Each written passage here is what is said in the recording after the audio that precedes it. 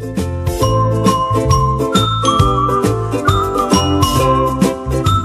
may keep it for longer if the children are still engaged in whatever it is that we have enhanced the continuous provision with.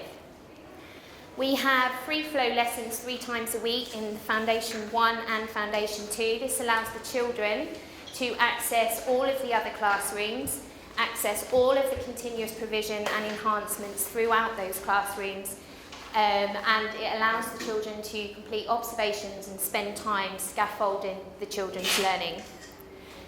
We have topics and themes, but this year we've made it a lot more flexible, so we can extend a topic if the children are really interested, or we can shorten it if the children are sort of losing interest. So where before a whole term would be a set topic or half a term, we can now make it 4 weeks, 6 weeks, 8 weeks, based on the children's interest. So we would ask them, what else do you want to learn about? Try and get them to extend their knowledge. So the reasons why we made these changes. So observation feedback from senior management showed us that the children that weren't involved in adult-led activities were not necessarily engaged in quality independent learning and tended to flip from activity or learning area in the classrooms and outside. This also showed us resources and learning areas that the children were not playing with because they may be bored of that, because there wasn't enough enhancement, or they'd met the objectives through that resource, and so therefore they just weren't interested in playing with it anymore.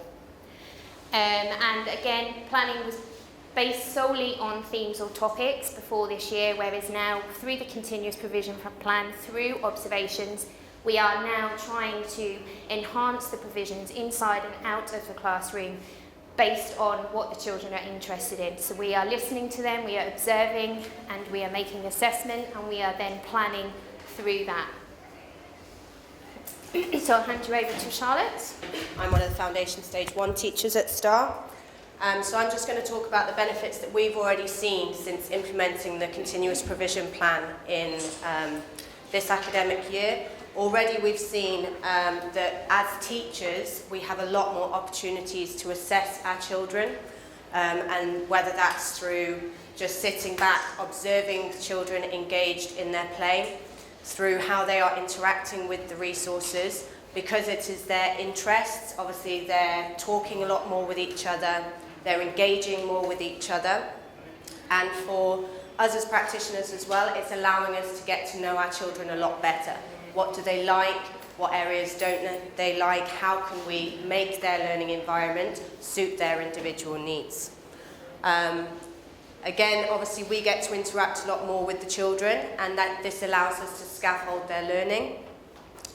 Also, in the classroom itself, we've noticed that the classroom management and behaviour management has improved this year, because obviously there is a lot more structured play going on. The children are more focused and more engaged in their learning.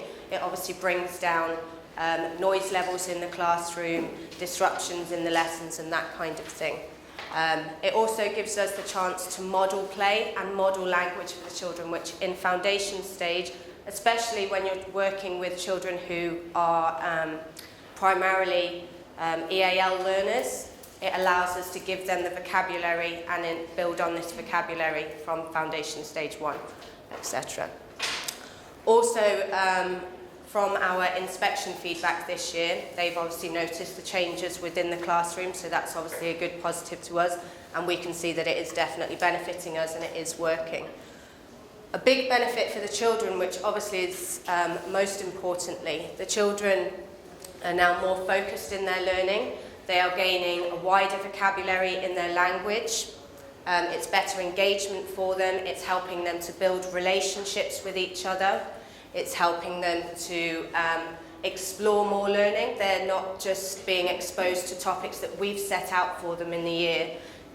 You know, if a child comes in and they're talking about going to the moon, we might think, okay, they're interested in space. It's nothing to do with our topic at all, but let's put an activity out there, see how it goes. If they're interested in that, we can expand on that. So it's not restricting us to our own topics. It gives a lot more exposure for the children. Obviously they have a lot more variety of resources. We really do tune into the children and listen to what they're saying, look at what they're playing with, look at what they're doing. It's not always about the big fancy resources that cost loads of dirhams and things. It could be something as simple as sticks and stones in the sand that fascinates a child for weeks on end. Assessment outcomes for the children, we have noticed already when we've been doing our assessments with the children that they are actually at a higher level compared to where they were last year by implementing the continuous provision, by listening to the children and obviously focusing more on their interests rather than us planning adult-led activities. And obviously what we're expecting is it's highly likely that these changes are going to help for a smoother transition from Foundation Stage 1 to Foundation Stage 2, and obviously from Foundation Stage 2 then into the primary years.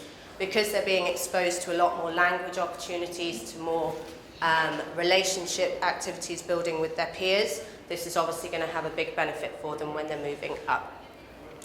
So we're just going to show you a few snippets of our continuous provision in action, a couple of photos from our classrooms in our setting, and then there's a video at the end just showing some of our children in Foundation Stage 1 class interacting in one of the areas.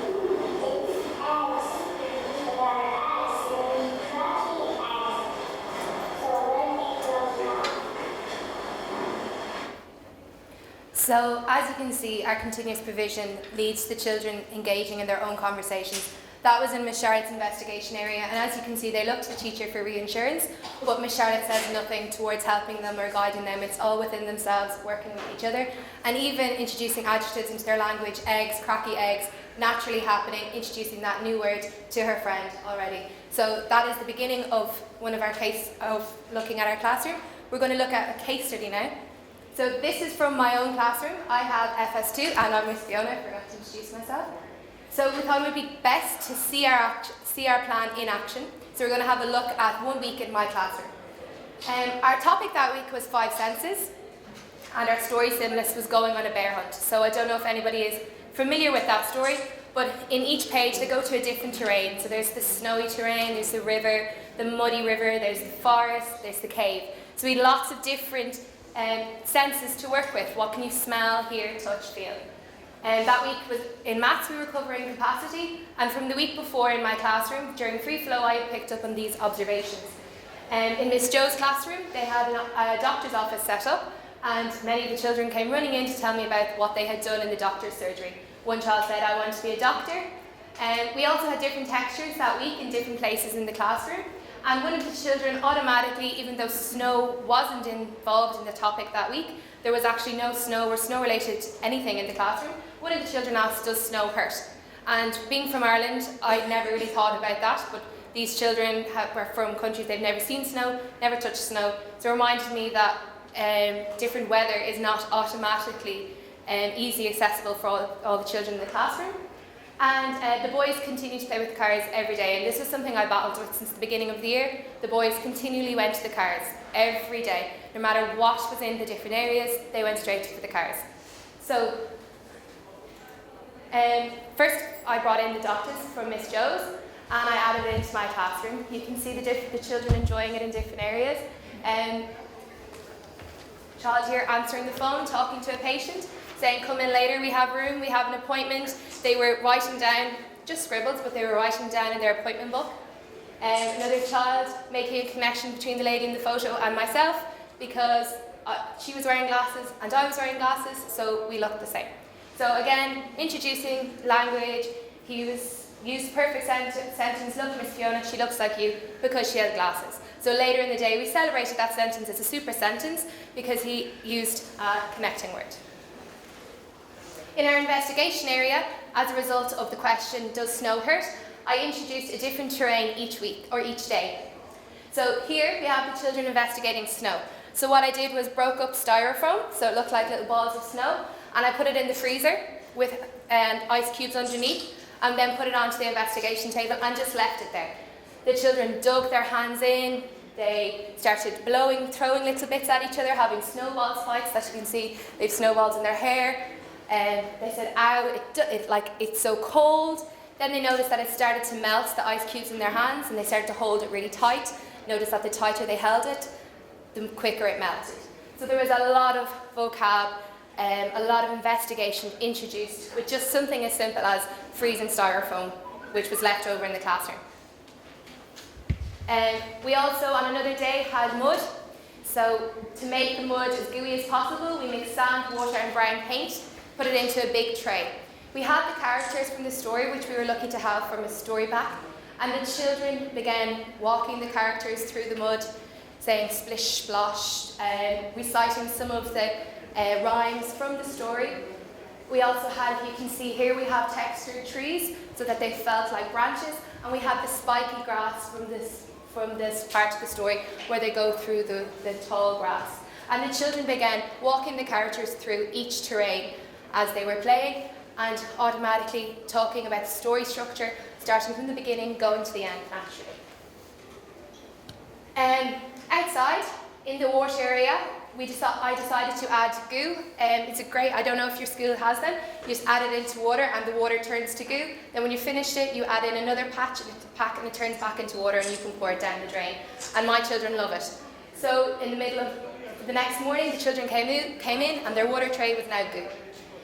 Something as simple as that, the children were calling each other over, showing each other the goo. They were saying, look, it's not water, holding it, discussing the difference between the water and the goo, discussing why they cannot see the toys at the end, looking for their favourite water tray toys that they couldn't see at the bottom, discussing transparency, why can't they see it. And my children love aliens, so everything that happens in our classroom over the night, the tricky aliens did it. So they started talking about the aliens coming down, sneaking in, and again, more vocabulary. And it begins questions, what happened to the water? Why can't you see the toys at the bottom of the water?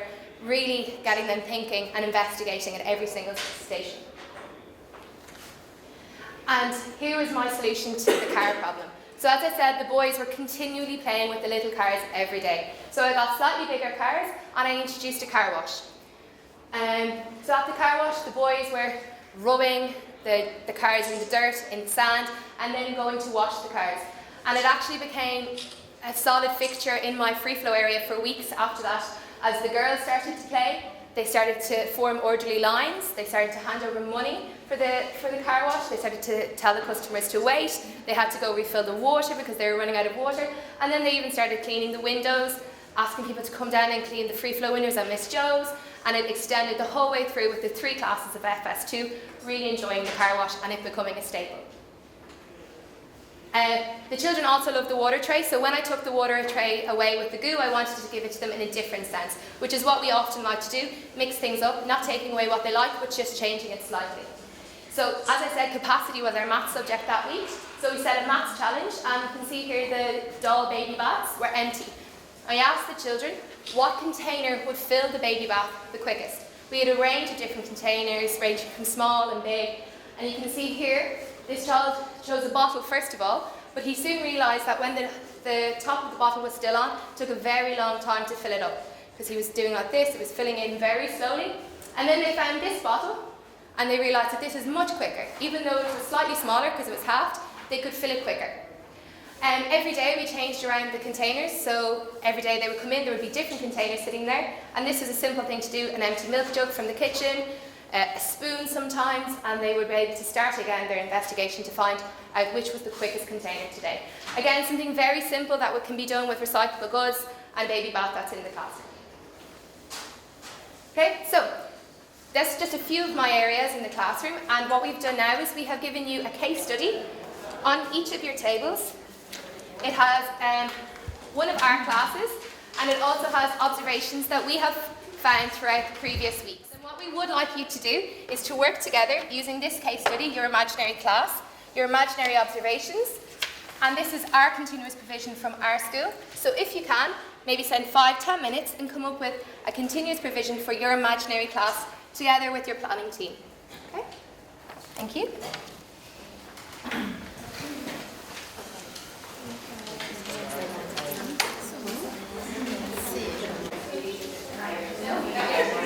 We've actually got that space some of the squares around in case your school or setting has any different provisions that we don't have. And there's some